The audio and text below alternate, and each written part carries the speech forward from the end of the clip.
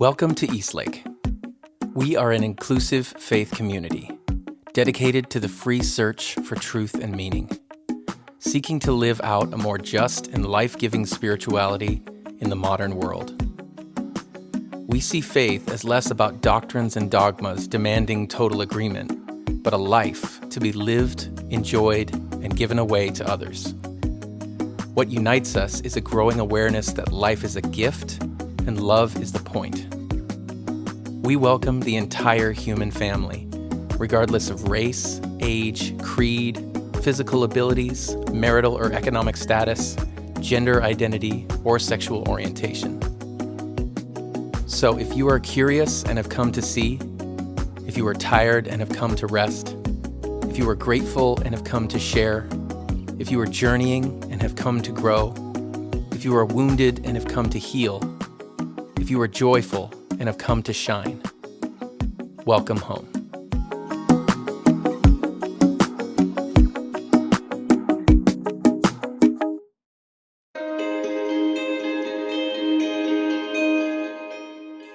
Today, Kristen and Peter talk with Alex Deas as they continue our series on mental health. What's on your mind? Please check the description for links to our quarterly Spotify playlist and guided meditation.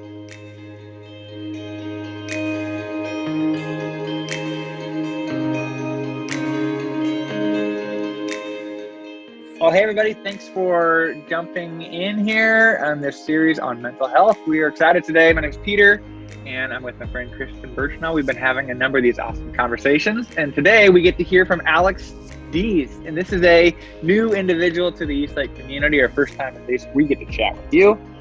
So thanks for joining the call, Alex, and sharing some of your experience on the topic of boundaries. Yeah, well, it's such a small topic. Be here. Yeah, thank you for having me. I'm very happy to be here. Yeah, it'd be great. Why don't we start maybe with like, where are you in the world and what are you up to? And then we'll kind of like, we don't want to start with like just, we're not going to drill you with like, boundaries questions. Let's start with just like some basic stuff. All right. I am in North Florida, Jacksonville, Florida. That's where my family is. So I'm calling in remotely today. And I actually live here full time. I practice in Washington State. That's where my license is. I lived in the greater Seattle area for about 8 years, and I moved away a couple of years ago. Got it. So when you say practice, you're also, a mental health professional. Sure. Right? Yeah. Therapist, I'll counselor. say a little bit about that. So I'm a licensed mental health counselor in the state of Washington. I was going to say the state of Seattle, which is not a thing, but in the state of Washington, I'm a licensed mental health counselor. This is my 7th year as a clinician, and I currently have a private practice where I work with high achieving kind of millennial women, or generally around issues related to anxiety, imposter syndrome, boundary issues, communication, that sort of thing. Interesting. Very interesting. Yeah, I'm so glad that you joined us. It's nice to have new voices and new faces come and share with our community. So thanks for being here today. That's my pleasure. I'm curious just to start, like when you mentioned kind of your typical clientele base, was that like when you were starting your practice, like here's the type of people I want to work with, or did you fall into it over time and like based on like your personal interest? I'm kind of curious kind of how that unfolded. Yeah, well, I started in community mental health, which means that I served the needs of community, whatever came into my office. And the team that I worked on served people who primarily had chronic mental health issues, so your higher level needs. And then over time, as I decided to go into private practice, I noticed that women who I would call women like me, I tend to work with the strong friend, the one who seems like they have it all together, hence the high achieving thing, right? And maybe they work in corporate America or they're a business owner, an entrepreneur. I found that those types of women weren't receiving the type of support or help they need because people don't think they need help or support. And then they may not feel comfortable asking for help or support. And so I wanted to provide a safe space with someone who understood that. My background is actually in finance. Before I went to school to become a counselor, I worked in energy trading as a credit and risk analyst. So that was kind of my role, my world. I'm like, well, these women they need someone. And I was looking for a niche or niche to specialize in. That's kind of how I landed there. Yeah. I'm curious too, now that that's a shift career-wise. So what drew you to mental health? Why make the shift there? Was it so stressful that you got that? No, I had a really great job. I was looking for something that was more meaningful, and I'd always had an interest in kind of personal development growing up. So I was always reading self-help books and trying to, find my goals and define my 5-year plans, things like that. And at one point I took some training to become a life coach. And the more I worked in that arena, I decided, wow, this is something I really want to pursue. But for me, I wanted to feel like I knew more and to be a little bit more credible. And I always wanted to go back to grad school. So I decided to go back and get my degree in counseling psychology. So that's how I transitioned. I wanted something that was just more aligned with who I am and what I thought, some of my purpose is here on earth. But that's how I made that decision. That's awesome. That's great. We need people like that in the world who are helping others, right? And giving themselves to help people who are managing all sorts of challenges. Yeah. I think maybe we can shift over towards the topic of boundaries, and obviously definitely want you to feel free to make your disclaimer that you probably wouldn't describe yourself as an expert in all things boundaries. So zero pressure to be the authority on all things boundaries, but you certainly know more than Kristen and I.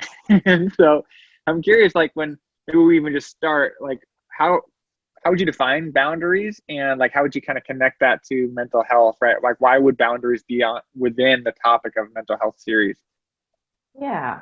Okay, that's a great question. And yes, I agree. I'm really not the expert, so to speak. I feel like that word puts on too much pressure, and then that stresses me out. And I'm going to create a boundary and say, don't hold me to being the expert, right? It's very reasonable.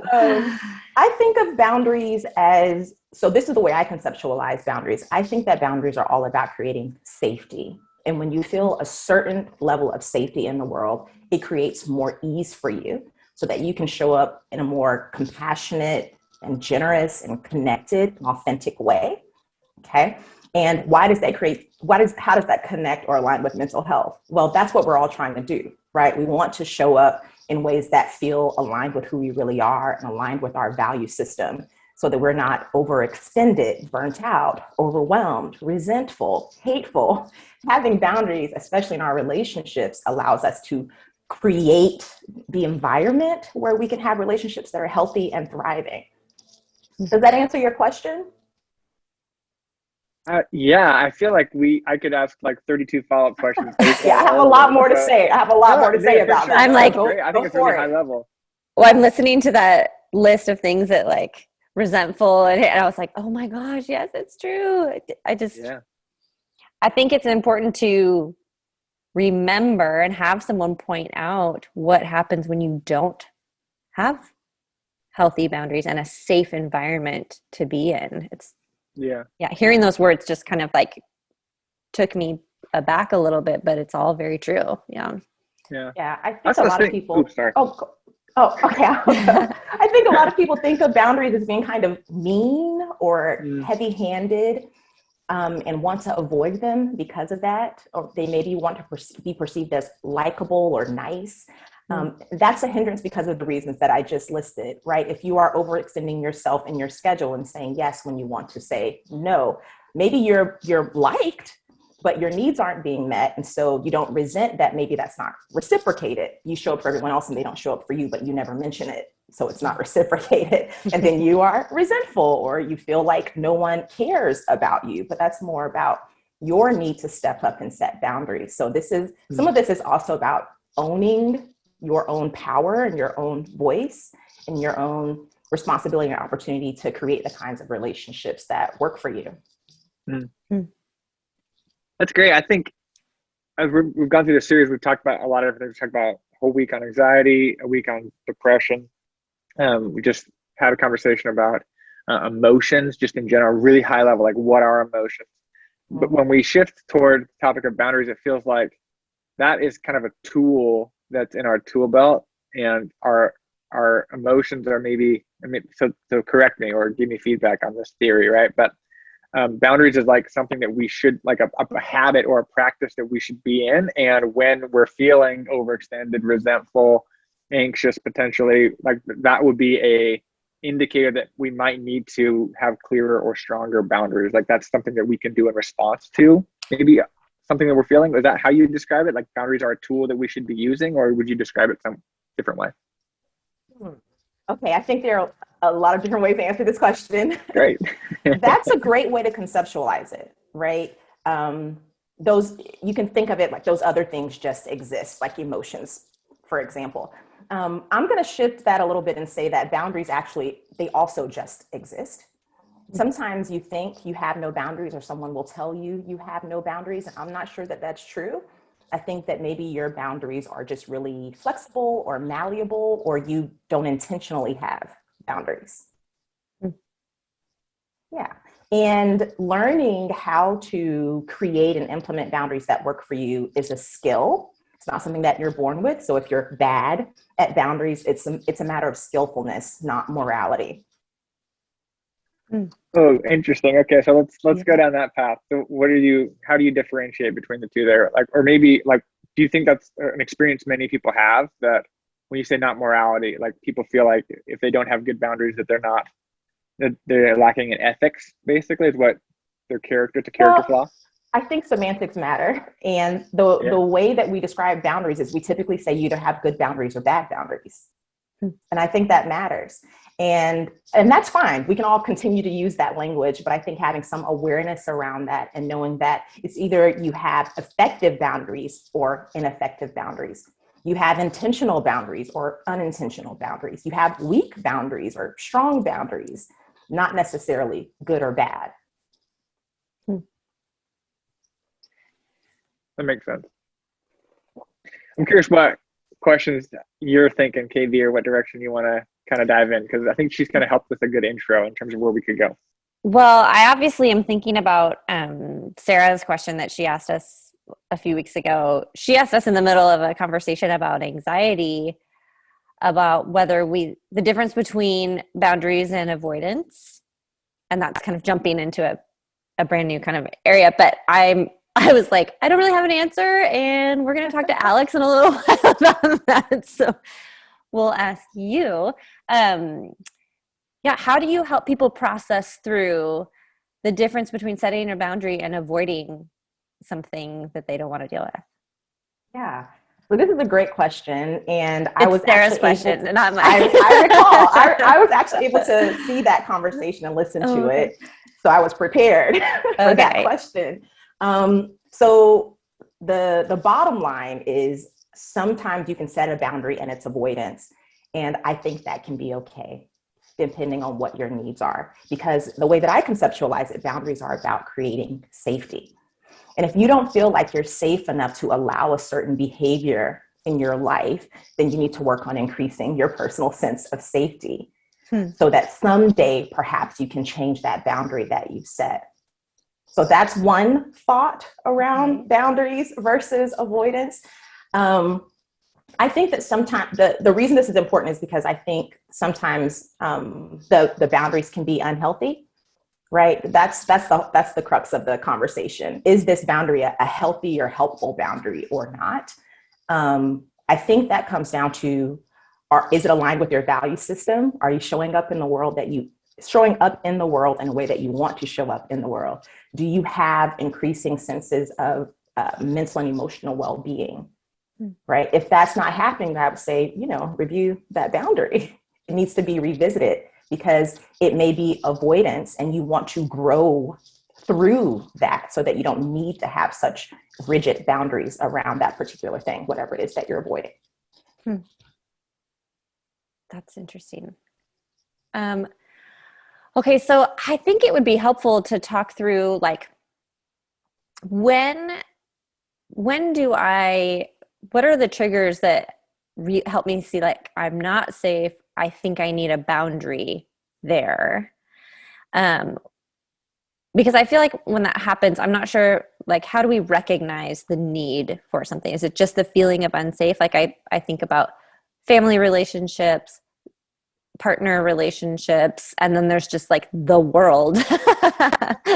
Like, do I need a boundary with the world right now? Does that just mean, so I guess I'm trying to figure out, like, how can we take this into like a more practical sense of, like, when do I know that I have a responsibility to create that safe space for myself?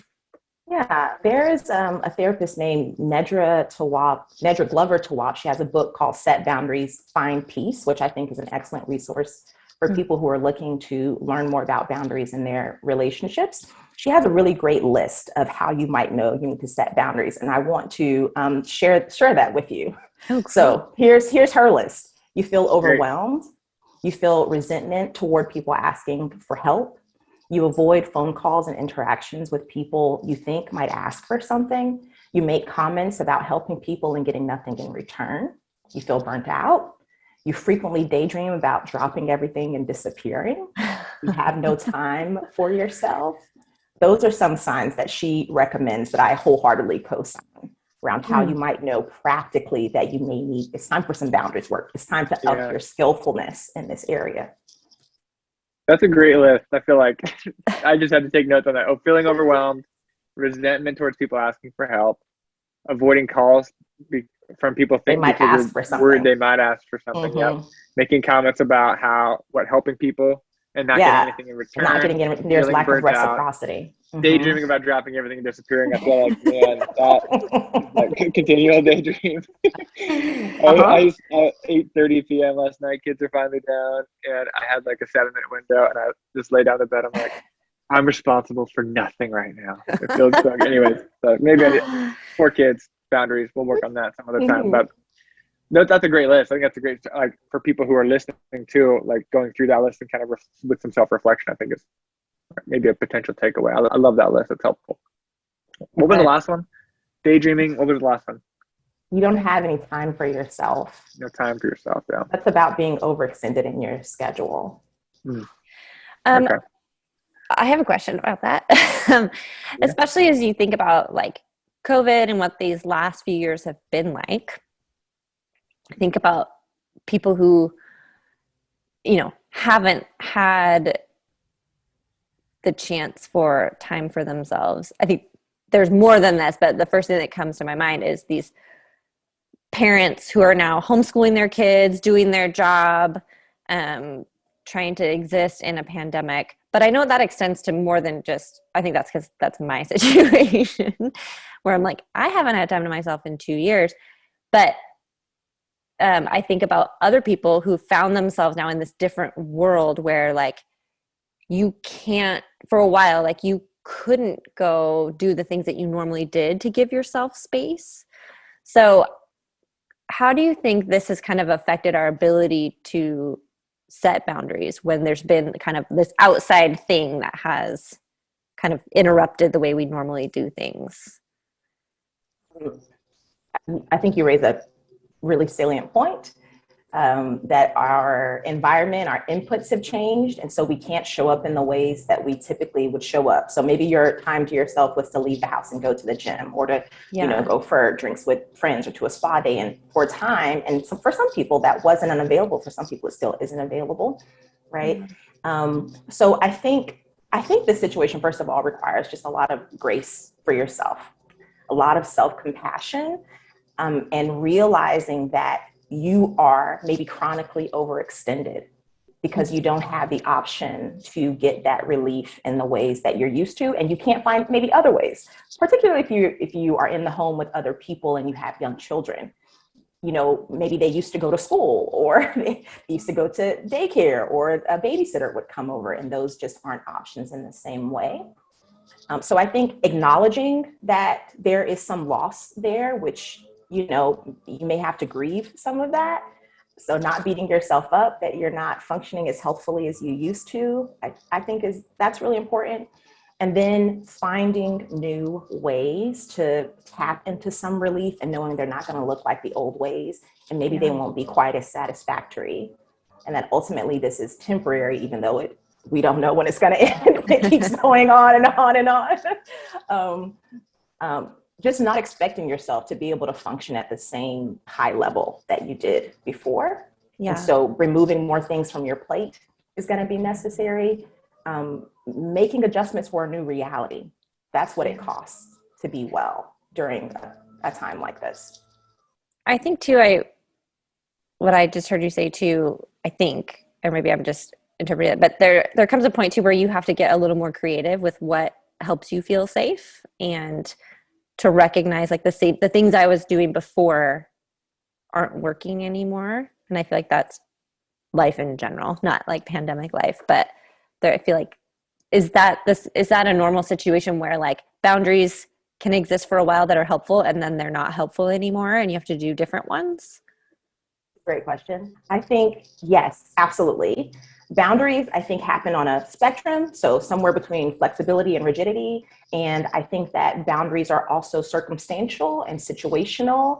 Boundaries occur within a context based on maybe external factors, but also internal. If you are just not doing well, you're probably going to need different boundaries than when you are doing well. Let's say like with your budget and financial resources, if you have an excess of financial resources, you're going to be able to be a lot more flexible than if you have just enough. You need to be very intentional about how you allocate those resources. It's the same for boundaries. They are fluid. They change over time given a specific context. Hey everyone, it's Kristen. Just wanted to take a moment to say thank you for tuning in. I hope that you're finding these messages helpful for you in your everyday life. That's what we're trying to do here, is gather around the idea that life is a gift and love is the point, and let's give ourselves ways to move forward in that in our own everyday world. So I wanted to take a moment to say thank you for being a part of this community. To those of you who have participated and given financially, we want to say thank you to you. Everything that we do here happens because people make contributions. People say, I value this place, I want it to exist for me and for other people, and so I'm going to support it. And so we just want to say how grateful we are that you do that. And for those of you who maybe haven't had a chance to contribute yet, we would ask you to consider maybe doing so. If you find this place beneficial, if you find these messages helpful for you, then consider joining us in that way. You can go to eastlakecc.com to make a contribution, and we just always are thankful for the people who want this place to exist. So thanks again for tuning in. Let's get back to the message. I really appreciate that analogy. That feels really helpful. Like, depending on your situation, there's elements of rigidity and flexibility that can happen. So that's helpful, I feel like. Yeah. I'm curious too, like, so let's say, maybe I want to kind of go down a couple paths. One would be, you said earlier, we don't want to feel like the bad guy, or we have some negative probably baggage with boundaries, because usually boundaries mean we're saying no. And maybe humans in general struggle to say no. So I kind of want to go down the path of like what keeps us from setting up boundaries, because sometimes it is like you said, resource flexibility too, right? Like,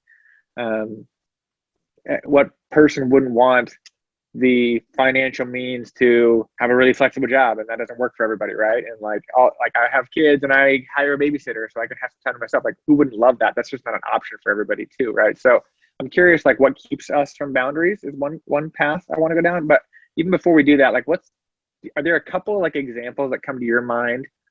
Because I think making it really practical too, like, are there common boundaries that you feel like with your clients that are most common? Like, what are the ones that you tend to recommend? Does it have to do a lot with time? Does it have to do with which humans they're spending time with? Because like, are you spending enough time with energy sucks or energy gives, right? I'm curious, like, maybe we can kind of brainstorm an example, and then we can kind of go into like what keeps us from setting good boundaries. Yeah, I do have a couple of examples that come up with my clients. One is around time, and setting boundaries around work hours, because, maybe they're working remotely, and again, there are children at home or partners at home, what have you, and they're having a difficult time signing off for the day, or setting a line between what's work time and what's home time, because things have kind of just bled over. So that comes up really often. And what I tell, it's very interesting when I'm working one-on-one, because I can really partner with them to create a custom solution. Yeah. But generally speaking, I think you need to define what you want, set your goal, right? So every day I'm working, I work until dinner time, I get dinner for the kids and bathe the kids, then I go back to work. I go back to my computer and I work again from 9 to 11. I'm wanting to cut out that 9 to 11 goal slot. Maybe that's your goal, right? So if that's your goal, figure out what you're doing in that 9 to 11 slot, right? You need to be strategic about getting that done some other time. There may be tasks within your day that you need to delegate. Perhaps you're accepting all meetings and you need to be much more intentional about which meetings you accept. You may need to block off times in your calendars where people cannot put meetings in your schedule so that you can get focused work done.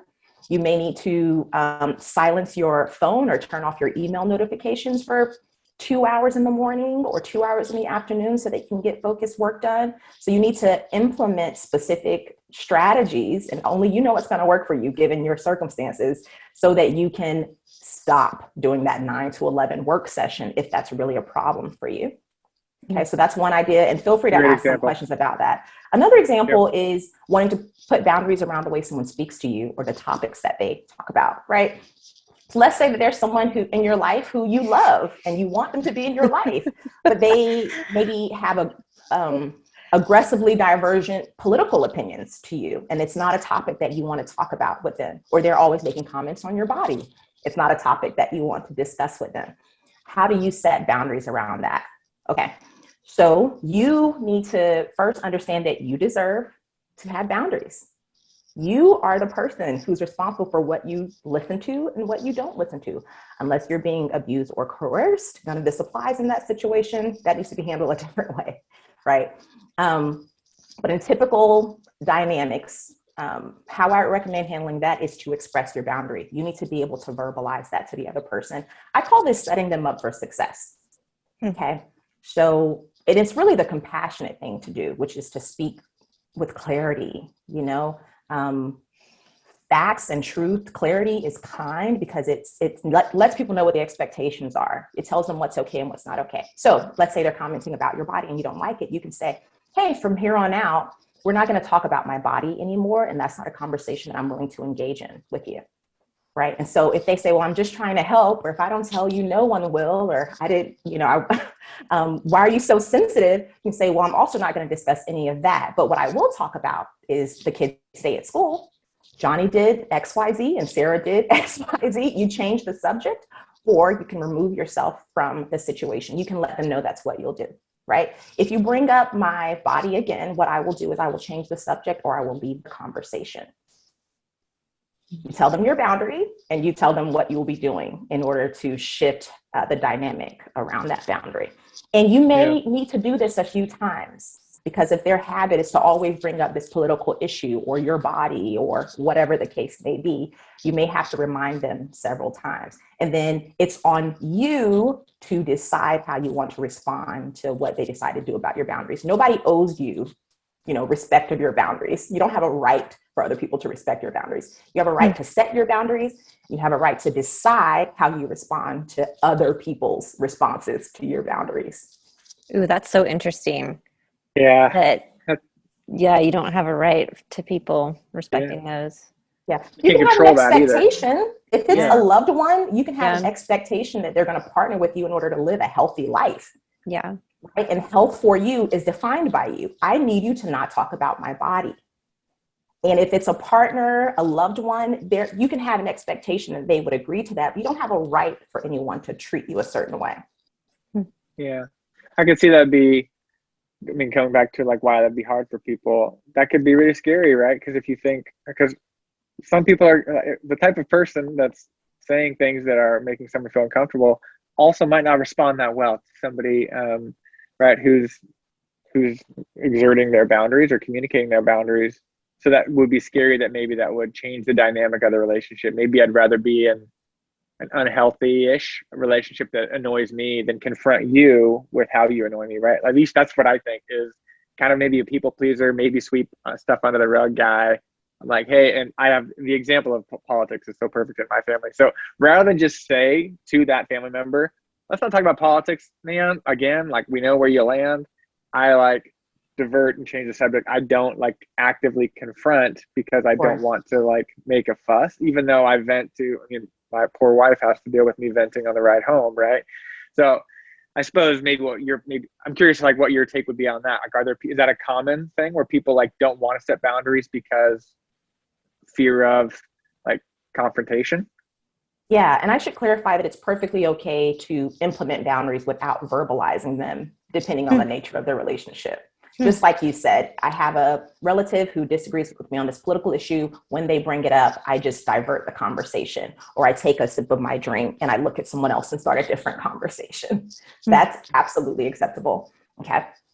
So I also want to address. That's good clarification. Yeah, I appreciate that point a lot, because I feel like sometimes there is this expectation that, like, if you have to have a boundary, you need to say it and have boundaries equals arguing, or boundaries equals hard line that everybody knows about. And maybe it's a boundary for yourself internally. Like, I'm going to set a boundary that I won't engage in that. Yeah. So well, I appreciate that. So my thought is that all boundaries are internal. All boundaries are about you. They're about me and what I need.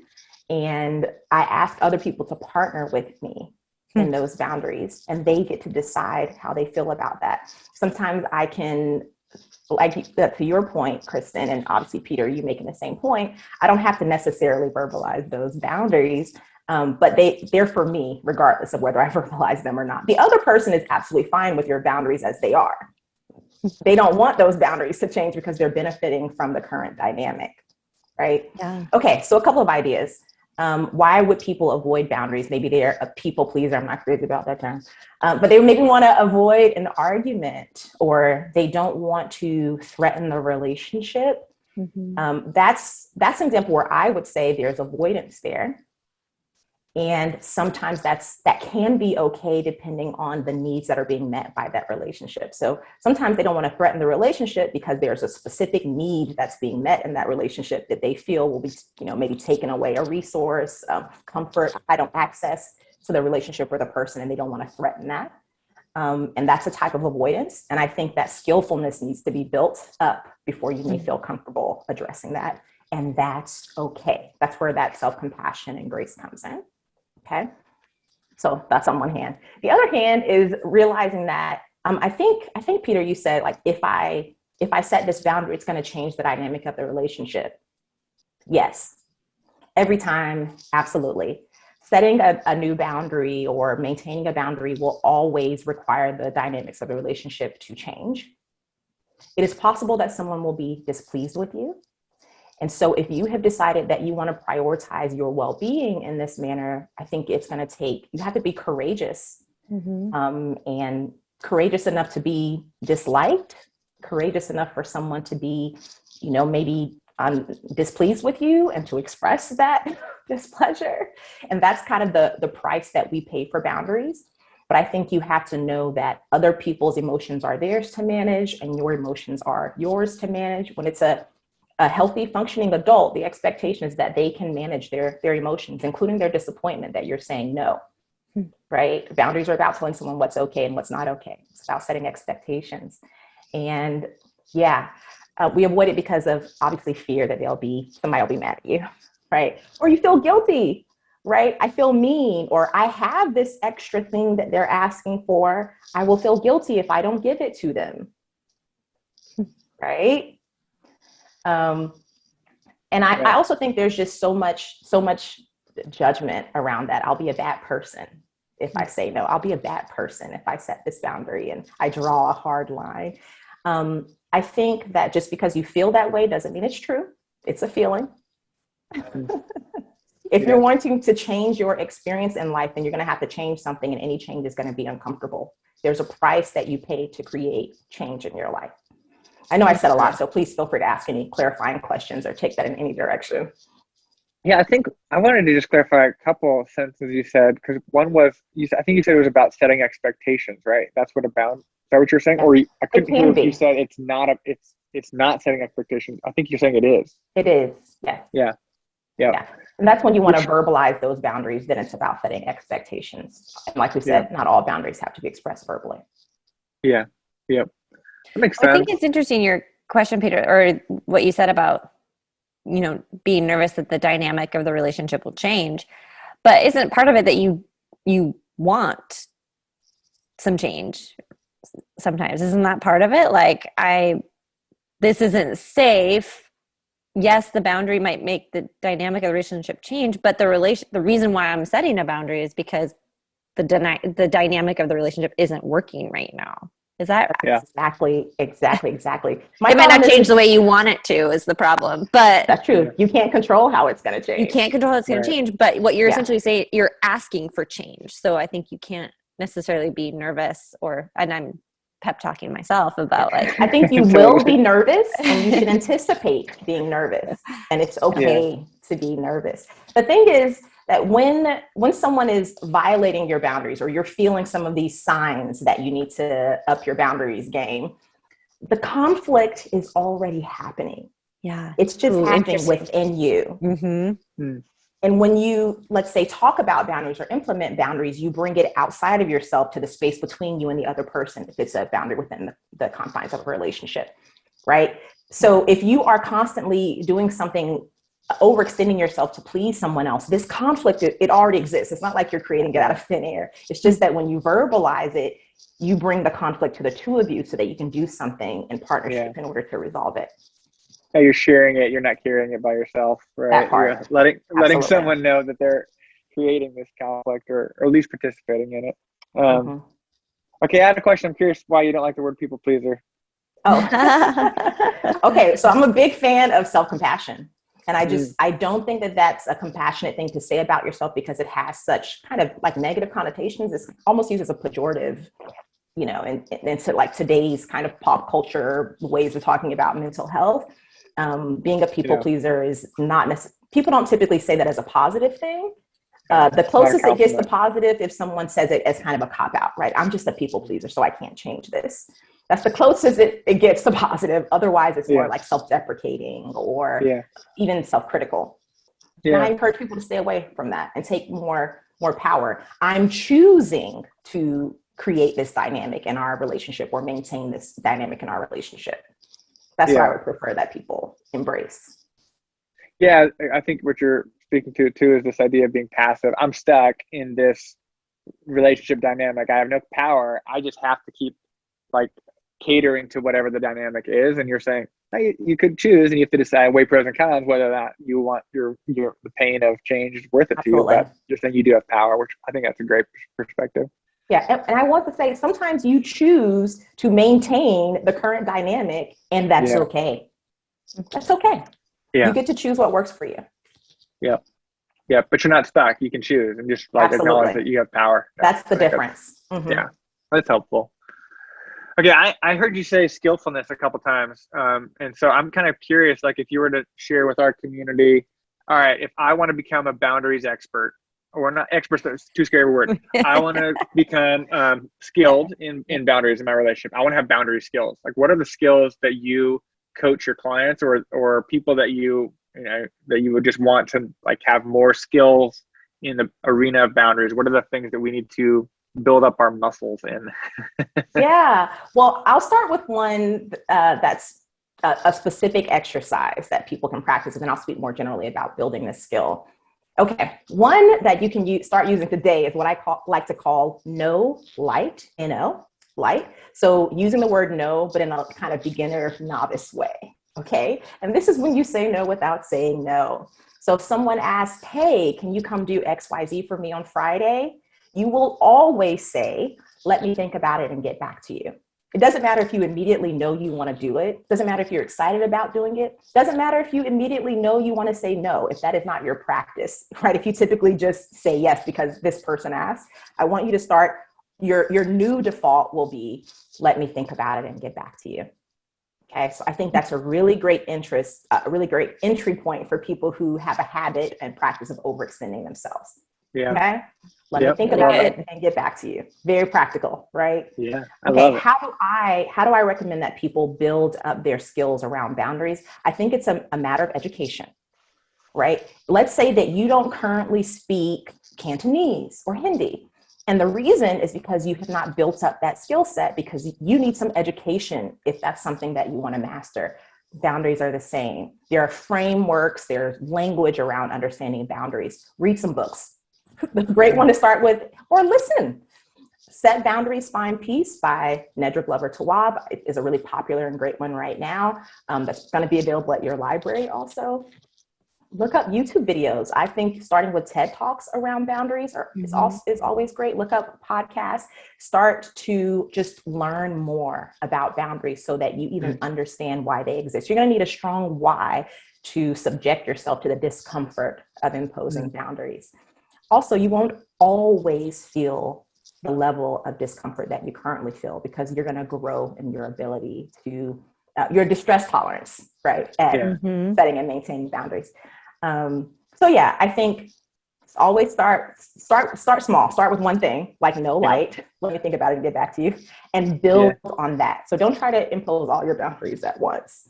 I think another thing you can do is go back and listen. If you're listening to this, go back and listen to that list of signs that we talked about. You know, are you feeling overwhelmed? Are you feeling burnt out, resentful? Do you feel like there's a lack of reciprocity within your relationships? Write down where that's happening for you, so that you can kind of get clear on maybe what's coming up and the types of conversations you need to be moving forward. So you want to raise your level of awareness around what is making you uncomfortable, where you may need to begin to implement some boundaries. So I think those are kind of easy ways to get started. I love that. Those are great practical steps for everybody. This might be a big topic, and I know we're getting close to our time, but I did want to ask if you have thoughts on how we help. I know those things can be translated this way too, but do you have thoughts on how we can help our kids learn about boundaries and setting boundaries? Well, they're still a kid, and we still have things that we need them to do. And I just what are some, like, maybe even language things that we want to teach our kids so that they are more familiar with this process? Do you have any thoughts on that? Well, I think that's a great question. I am not the expert on teaching kids boundaries, but I will say what I do know is that children are really going to learn more from what you do than what you say. If they see you as a boundaried parent in your own dealings with others, that's going to give them the best chance of becoming a boundaried adult themselves. So if they often hear mom or dad or whoever saying, hey, let me think about that and get back to you, and not being particularly anxious or stressed about it, that's just a normal thing to say. Well, they learn to respond that way also. Okay, so that's one thing. As far as helping kids to set boundaries, so I think you can sit down and decide what you want your kid to learn. So let's say there's an issue with some, like, name calling. That's the thing that comes up for children often. I think you can coach them. Literally, once they're old enough to understand what's happening, sit little Susie down and say, hey, I see that Rebecca's been name calling at school. Let's talk about what we want to do about that. And then you can kind of role play with them, give them specific language. When she says that, your feelings may be hurt. That's not going to feel good. It's okay for you to feel maybe sad or angry. So what you can say is, Rebecca, I don't like when you call me XYZ. Please don't do that. Right? So teaching kids scripts and actually practicing those scripts with the child might be one way. There are a lot of ways to approach this, but that might be something, and again, an easy entry point. Yeah. Great. My daughter, somehow I think I probably did this intentionally, but I was trying to convince my daughter that I needed to put her hair in a ponytail the other day. And she was like, no, Mom, it's my body. I get to decide. And I was like, okay. Yeah. Yeah. Please, No, I think that's a good put your hair example, in a ponytail. Right? That is a really good example. It is okay for you to tell your child that, I hear you, and I understand that you want to wear your hair in a certain way, and I'm recommending this other way. There are reasons that I feel that your hair should be like. Sometimes you don't have time to kind of talk through all of this, right? Yeah. So I think sometimes, you can tell your child, I hear you, and I still need you to do this thing, and we can discuss this later. You're right. You do have a certain amount of control over your body, right? So the older they get, the more nuanced you can be in these conversations. But it is a good example of, like, there are some things that I come in because I tend to, like, have an agenda, and here's our plan for the night, and I can be over rigid. And when, like, there are instances where I'm like, well, you're right, buddy. You can wear that outfit, and it's not the one I picked out for you today, but I'm going to choose to not care, to help you recognize that you do have some power, right? So I think it's a little bit of a nuance. Is like, there's certain things that we do need done. And if I make everything a requirement, then I lose some power on, because not everything's a ponytail issue, but not everything's also a requirement. So I have to let go of some of the ponytail issues, I think. Yeah, that's a great point. And if you're not able to give your child choice in one area, maybe you can immediately provide choice in a different area, right? So I'm going to put your hair in this ponytail right now, but maybe you can choose which dress you wear today or something like that. Yeah. Yeah, that's a good example. Okay, so this is awesome. This is very helpful and a ton of practical stuff. Thank you for your time and for giving us some ideas and for the conversation. We kind of went a lot of directions, and I know you prepped and thought through some things too. Is there anything else that you're like, okay, they're interviewing me on boundaries, I want to make sure that I said this one thing that you didn't get a chance to say? Zero pressure if you're like, no, I got everything out there that I wanted to share. But if there's anything we missed, I want to at least give you a chance to kind of summarize. I did want to mention, what do you do when there are people in your life and you think that they need better boundaries? I want to say that you don't always know what's best for someone else around their boundary setting, because perhaps, again, there's a relationship that they were wanting to maintain. They feel they were threatened by setting boundaries. So I just want to encourage you to be curious about why someone may not be setting a specific boundary and to be really compassionate. And I think that applies to oneself also. Yeah.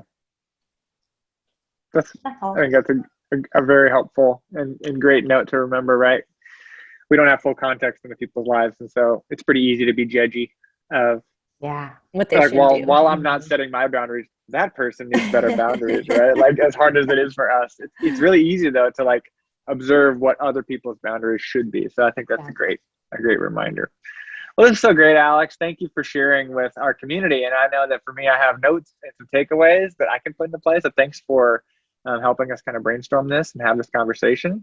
Really appreciate you. So thanks for the time. Yeah, it's been my pleasure. And I feel like I could just talk about this all day.